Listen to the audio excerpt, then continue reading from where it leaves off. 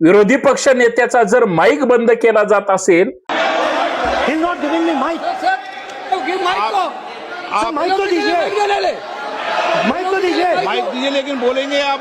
Mic नहीं है। Mic नहीं है सर। माइक तो चालू है। हाँ, yes। आप माननीय से, लेकिन सदन की गरिमा से बोलेंगे आप। मैं बोल सकता हूँ सर। आप बोल सकते हैं, लेकिन सदन के नियम प्रक्रियाओं से बोल सकते हैं। उनको आप बैठाइए सर। नो। विरोधी पक्षांनी जर त्यांच्या महत्वाच्या मुद्द्यावर बोट ठेवलं असेल तर केंद्र सरकारला मिरच्या झोंबायची गरज काय? दिल्लीतल्या जंतर मंतरवर विद्यार्थ्याचं आंदोलन झालं, ते सरकारच्या इतकं जिवारी लागलेलं आहे की सरकार आज न उद्या याच विद्यार्थ्यांच्या आणि त्यांच्या नेत्यांच्या विरोधात सुडाचं राजकारण करेल, त्यांच्या विरोधात षडयंत्र करतील, त्यांना कसं कुठल्या आंदोलनात अडकवता येईल किंवा त्यांना कसं टार्गेट करता येईल याचा 100% प्रयत्न होईल।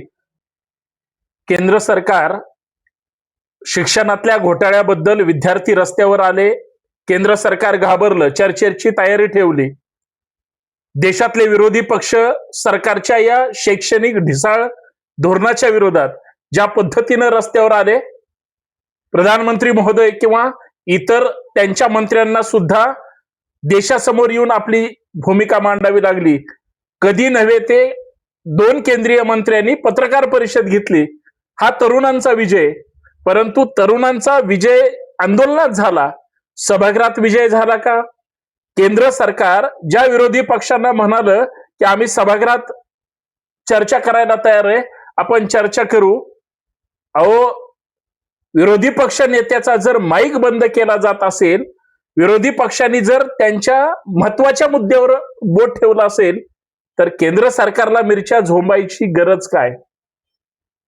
मला या व्हिडिओच्या माध्यमातून काही गोष्टी केंद्राला सुचवायच्यात। कदाचित मला असं वाटतं या देशामध्ये सत्ताधारी विरुद्ध विरोधक हा वाद न लागता किंवा न राहता विद्यार्थी आणि त्यांचं हित याबद्दल सरकार किती गांभीर्यानं विचार करणार आहे, या प्रमुख मुद्द्यावर चर्चा करूया।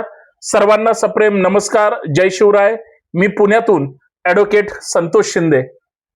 संतोष शिंदे ऑफिशियल या आपल्या हक्काच्या युट्यूब चॅनलवर आपल्या सर्वांचं मनपूर्वक स्वागत करतो। विनंती एवढीच आहे, हा व्हिडिओ शेवटपर्यंत पहा, जास्तीत जास्त शेअर करा आणि सगळ्यात महत्वाचं बेल आयकॉन प्रेस करा, नोटिफिकेशन ऑल ठेवा। बऱ्याच माझ्या सहकारी मित्रांना, मार्गदर्शकांना, माझ्या हितचिंतकांना माझे व्हिडिओ मिळत नाहीत, त्यांच्यापर्यंत हा व्हिडिओ पोहोचावा एवढी अपेक्षा।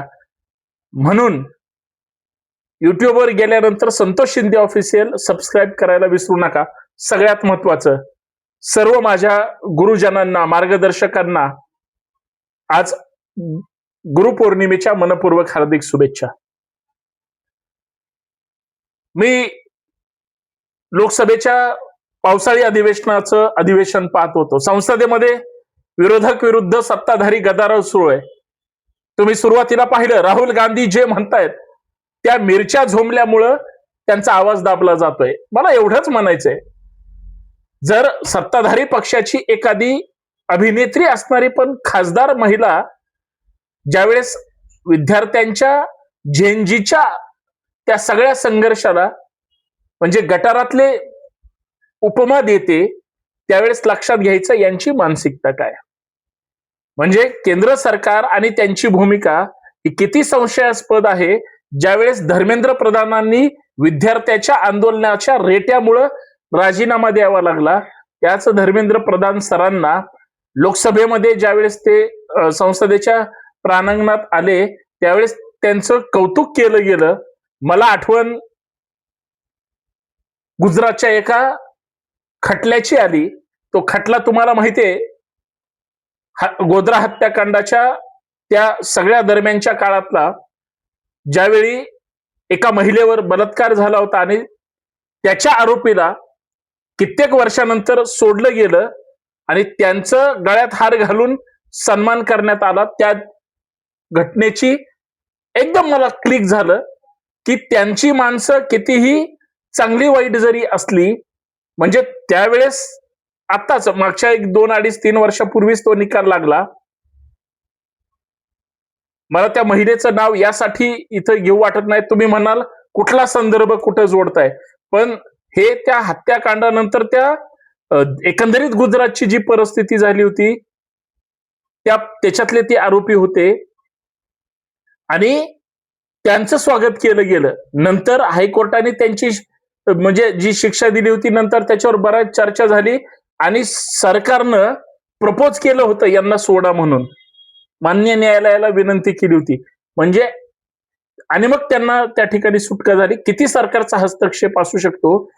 आणि आता नीट परीक्षेचा घोटाळा, त्या सगळ्या गोष्टी देशासमोर आहेत आणि त्याची नैतिक जबाबदारी स्वीकारून ज्यावेळेस मंत्री महोदय केंद्रातले शिक्षण मंत्री धर्मेंद्र प्रधान सर यांनी राजीनामा दिला आणि त्यांचं कौतुक केलं जात आहे, त्यांनी महापराक्रम केल्यासारखं, कुठंतरी एखादा भारत पाकिस्तान युद्ध जिंकल्यासारखं. अरे हा देश लोकशाहीचा आहे, संविधानाने चालतो आणि तुम्ही जर अशा पद्धतीनं एखाद्याचं समर्थन करताय का, तर सरकारची नाचक्की होऊ नये म्हणून. हे सगळं बाजूला ठेवा. दुसरा महत्वाचा मुद्दा माझ्या चर्चेचा, विरोधी पक्ष नेत्याला बोलू दिलं जात नाही का, तर त्यांनी असंसदीय शब्द वापरले म्हणून. तुमच्या एका खासदारांनी, कदाचित ते बिहारचे आहेत, त्यांनी सुद्धा म्हणजे त्याच सभागृहामध्ये नेहरूला काय उपमा दिली, गांधी घराण्यांना काय उपमा दिली, त्यांनी एकदा नाही दोनदा नाही पुस्तकाचा आधार घेऊन ठणकावून सांगितलं, कुणीच काही बोललं नाही. विरोधकांनी गदारोळ केला, सत्ताधाऱ्यांनी पाठीशी घातलं. म्हणजे तुमचा तो बाब्या आणि दुसऱ्याचं ते कार्ट, असं का? आणि मला असं वाटतं म्हणजे ज्या पद्धतीनं या देशातील तरुणांनी आपल्या हक्क अधिकारासाठी लढाई केली, सरकार पाडण्यासाठी किंवा सरकारला अडचणीत आणण्यासाठी नाही, सरकारनं त्याच्यात तोडगा काढला नाही म्हणून ते आंदोलन मोठं झालं. इतकं वास्तव न कळायला देशातली सर्वसामान्य जनता वेडी आहे, त्यांना विनाकारण गृहीत धरलं जातं. केंद्र सरकार किंवा त्या राज्यातलं भाजप शासित राज्य सरकार नेहमी विरोधकांचा आवाज दाबण्यासाठी आणि आपल्याच हिताचं सगळ्या गोष्टी झाल्या पाहिजे, आपल्या विरोधात कोण करत असेल किंवा कोण भूमिका मांडत असेल तर त्याच्या विरोधात जर अशा पद्धतीचं कांड होत असेल तर मला असं वाटतं हे दुर्दैवी आहे. आणि या गोष्टी आज देशासमोर प्रकट झाल्या.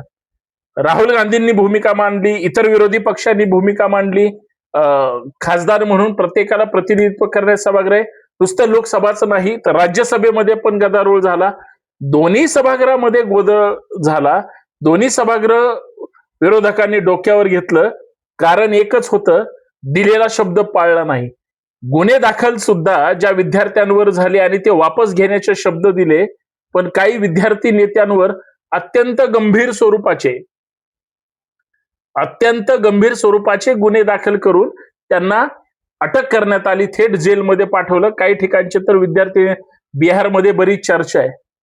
म्हणजे मला हे या देशातल्या सर्वसामान्य नागरिकांना आठवण करून द्यायची आहे की काय चाललंय देशामध्ये. देशाची जर अशीच आर्थिक, सामाजिक, शैक्षणिक, वैचारिक आणि राजकीय अवस्था जर अशीच राहिली तर देशाचं चांगलं होईल असं वाटत नाही. अधोगती गतीकडं म्हणजे अधोगती याच्यासाठी की वैचारिक अधिष्ठान जर संपुष्टात आलं तर तिथं विचार चालत नाही, अविचार जन्माला घेतले जातात. आणि अशा घटना घडतायत कुणासाठी? भांडवलदारांसाठी, उद्योगपतींसाठी. ठराविक लोकांच्या हिताचे निर्णय जर होणार असतील तर साप चुकीचं आहे, असं माझं प्रामाणिक आणि प्रांजळ मत आहे. मित्रांनो, मी हा इतका खरं बोलण्याचा, त्वेषाने बोलण्याचं कारण काय? मला माहित नाही केंद्र सरकारच्या मनात काय, राज्य सरकारच्या मनात काय, मला माहित नाही सत्ताधारी नेत्यांच्या मनात काय, पण मला एवढं नक्की माहिती आहे, जे दिल्लीतल्या जंतर मंतरवर विद्यार्थ्याचं आंदोलन झालं ते सरकारच्या इतकं जिवारी लागलेलं आहे की सरकार आज न उद्या याच विद्यार्थ्यांच्या आणि त्यांच्या नेत्यांच्या विरोधात सुडाचं राजकारण करेल, त्यांच्या विरोधात षडयंत्र करतील, त्यांना कसं कुठल्या आंदोलनात अडकवता येईल किंवा त्यांना कसं टार्गेट करता येईल याचा 100% प्रयत्न होईल.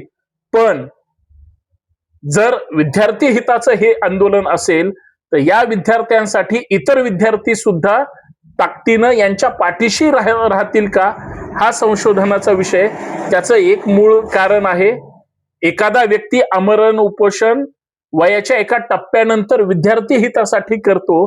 किती विद्यार्थ्यांनी त्या आंदोलनाची दखल घेऊन आपल्यासाठी हे लढतायत, ही आत्मिक भावना त्यांच्यात निर्माण झाली. ज्या विद्यार्थ्यांना विद्यार्थिनींना आपल्यासाठीच हा लढा आहे हे ज्यावेळेस कळेल, त्यावेळेस देशातली शैक्षणिक व्यवस्था सुधारण्यासाठी सरकारला काहीतरी पावलं उचलावे लागतील. आणि सरकारला शिक्षणाचं बाजारीकरण थांबवायचं असेल तर देशहितासाठी, राष्ट्रहितासाठी, विद्यार्थ्यांच्या हितासाठी चांगले निर्णय घ्यावे लागतील. एवढीच अपेक्षा माझ्या या चर्चेतून मला आपल्या समोर मांडायची. त्याच्यामुळे सरकारनं जर चांगलं करायचं ठरवलं, शैक्षणिक धोरणं जर विद्यार्थ्यांना आणि त्यांच्या पालकांना गाडणारे नसले पाहिजेत, तर ते विद्यार्थ्यांचं भविष्य उज्ज्वल करणारे जर असतील तर नक्कीच देशात तरुणांच्या नुसतं शैक्षणिक क्रांतीकडे आनंदाने पाहून चालणार नाही, त्यांच्या हाताला रोजगार आणि इतर गोष्टी सुद्धा मिळाल्या पाहिजेत. यासाठी हा सगळा प्रपंच. बाकी आपण सुज्ञ आहात, मी फक्त विरोधातच बोलतोय अशातला भाग नाही, कारण माझं काही कोणाशी वैर नाही. मला हे नक्की सांगायचंय, विद्यार्थ्यांच्या हितासाठी सगळ्यांनी, सरकार आणि विरोधकांनी एकत्र आलं पाहिजे, एवढीच माफक अपेक्षा. धन्यवाद. जय जाऊ, जय शिवराय, जय भीम, जय Maharashtra. Santosh Shinde official channel subscribe करायला विसरू नका. व्हिडिओ शेअर करत चला आणि इतर व्हिडिओ 100% पाहत चला. सपोर्ट करा. धन्यवाद.